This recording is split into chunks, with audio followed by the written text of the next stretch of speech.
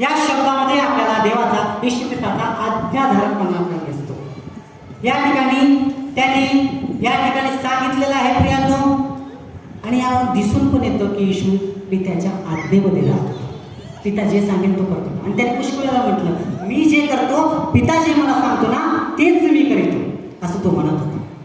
तो त्याच्या आज्ञेमध्ये राहतो. आणि त्याची पण हीच इच्छा आहे की प्रत्येकानं येशूच्या आज्ञेमध्ये राहावं, येशूची काय इच्छा आहे ते ओळखावं आणि त्याच्यानुसार आपण चालावं. हीच येशू ख्रिस्ताची इच्छा आहे प्रियांनो.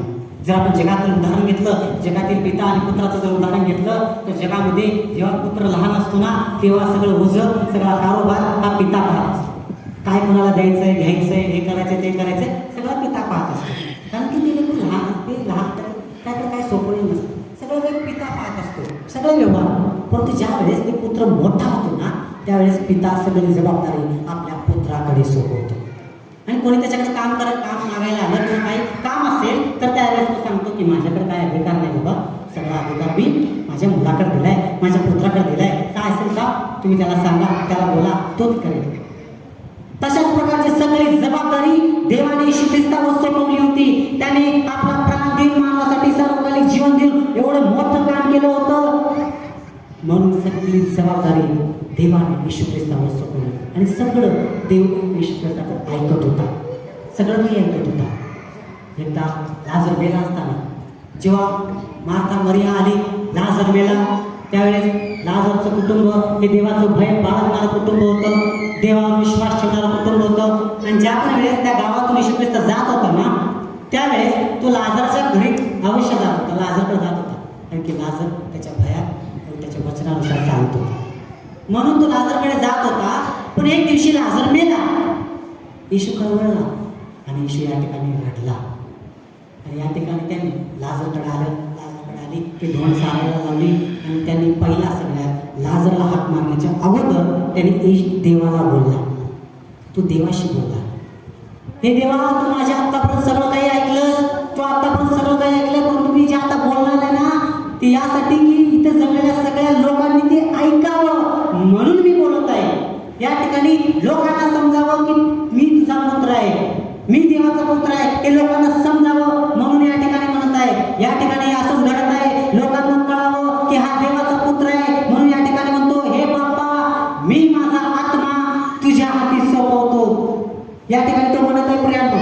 या ठिकाणी अजून एक गोष्ट लक्षात येते की येशू ख्रिस्ताने देहाकडं म्हणजे शरीराकडं कधीच लक्ष दिलं नाही, कधीच शरीराकडे त्याने लक्ष दिलं नाही. त्याचे एवढे शरीराचे हालहाल झाले, तरी कधीच शरीराकडे लक्ष दिलं नाही. या ठिकाणी सांगितलं आलं त्याने शरीराद्वारे किंवा आत्म्याद्वारे पाप कधीच केलं नाही. त्याच्या शरीराचे किती हालहाल झाले आता आपण पाहिलं नाही, तसे त्याच्या शरीराचे हाल केले, परंतु त्याने त्या शरीरामुळे आत्म्याद्वारे पाप केलं नाही, आत्म्याद्वारे कोणाला शिवीगाळ केली नाही, आत्म्याद्वारे कोणाला तो असं वेडवाकडं बोलला नाही, आत्म्याद्वारे त्याने त्याच्या शत्रूला शिक्षा दिली नाही, शत्रू त्याने कोणाला मानलंच नाही. कारण की सगळे माणूस त्याचेच होते हे त्याला माहीत होतं.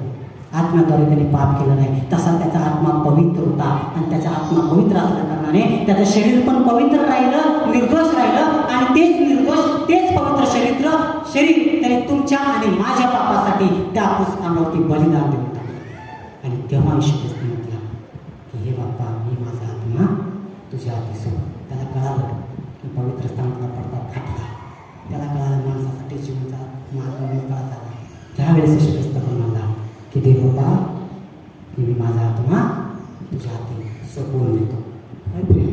आज या जगामध्ये आपण जीवन जगत असताना का आपण देवाला असं म्हणतो, आपण आपल्या जीवनाकडे लक्ष देतो, आपण आपल्या त्या येशू ख्रिस्ताने एवढं मोठं बलिदान दिलं ना त्याचं आपण बोल धरतो का?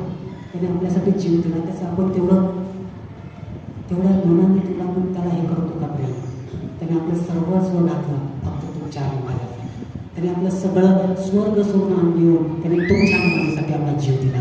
ते फक्त तुम्हाला आणि मला सार्वकालिक जीवन प्राप्त व्हावं आणि मरणाचा दरवाजा बंद करून त्याने पवित्र स्थानाचा दरवाजा तुमच्या आणि माझ्यासाठी उघडला अशासाठी. आणि सगळं काही देवाच्या इच्छेप्रमाणे झालं, पित्याच्या इच्छेप्रमाणे. ज्यावेळेस त्याला खात्री झाली त्यावेळेस त्याने म्हटलं की हे बाप्पा मी माझा आत्मा तुझ्या हाती सोपवतो. असंच आपण आपलं जीवन जगून पवित्र जीवन जगून आपण पण म्हणूया हे येशू मी माझं जीवन पवित्र जगले, आता मी माझा आत्मा तुझ्या तुझ्या पवित्र माझा आत्मा सोपवतो असं आपण पण म्हटलं पाहिजे. कारण की देवाची हीच इच्छा आहे. कारण की त्याने उगाच तसं बोलला नाही, कारण की त्याने सगळं कार्य केलं आणि मग तो बोलला माझा आत्मा तुझ्या हाती